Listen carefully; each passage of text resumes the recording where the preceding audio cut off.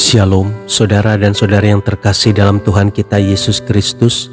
Marilah kita luangkan waktu beberapa menit untuk berkencan dengan Tuhan saat ini, agar dari hari ke hari kita semakin dekat dengan Tuhan, sehingga hidup kita semakin diberkati dan menjadi berkat. Pembacaan dari kitab Wahyu bab 3 ayat 14 dan 20. Dan tuliskanlah kepada malaikat jemaat di Laodikia, inilah firman dari Amin, saksi yang setia dan benar, permulaan dari ciptaan Allah. Lihat, aku berdiri di muka pintu dan mengetok. Jikalau ada orang yang mendengar suaraku dan membukakan pintu, aku akan masuk mendapatkannya, dan aku makan bersama-sama dengan dia, dan ia bersama-sama dengan aku.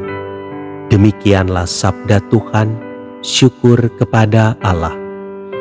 Saudara dan saudari yang terkasih dalam Tuhan kita Yesus Kristus, kota Laodikia merupakan pusat perbankan dan bisnis penukaran uang yang makmur. Karena letaknya yang sangat strategis, kota ini juga merupakan pusat perdagangan pada zaman Romawi. Kota ini terletak di lembah sungai Likus yang lebar, maka kota ini pun dikelilingi oleh tanah yang subur, sehingga menghasilkan banyak rumput untuk domba dan juga wol. Wol hitam yang berkilau adalah hasil produksinya yang terkenal. Tidak hanya itu, Laodikia juga terkenal sebagai pusat pengobatan, dan yang paling terkenal adalah obat matanya. Laodikia sungguh kota yang hebat. Dengan apa yang mereka miliki, mereka merasa sangat mampu untuk berdiri sendiri tanpa bantuan dari pihak manapun.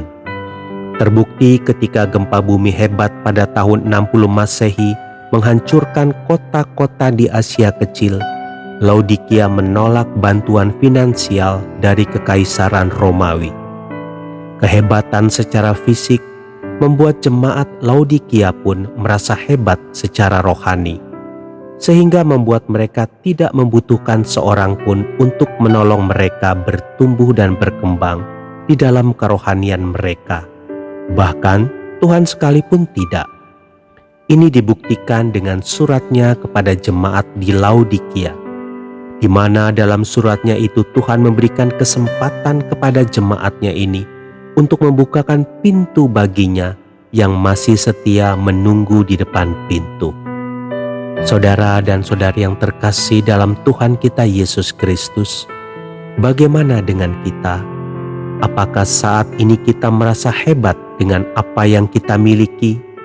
Merasa bangga terhadap diri sendiri ketika kita berhasil mencapai sesuatu atau memiliki sesuatu dalam hidup karena bekerja keras, merupakan hal yang wajar sebagai bentuk apresiasi kita terhadap diri sendiri. Namun, jangan sampai kita kehilangan kontrol terhadap diri sendiri yang nantinya dapat mengubah rasa bangga itu menjadi kesombongan. Menyombongkan hal-hal secara fisik saja merupakan kekejian di matanya, apalagi jika kita merasa sombong secara rohani. Saat kita merasa kaya akan pengetahuan firman Tuhan, saat kita merasa mampu memproduksi pelayanan-pelayanan rohani yang spektakuler, maka saat itu juga kita patut berhati-hati.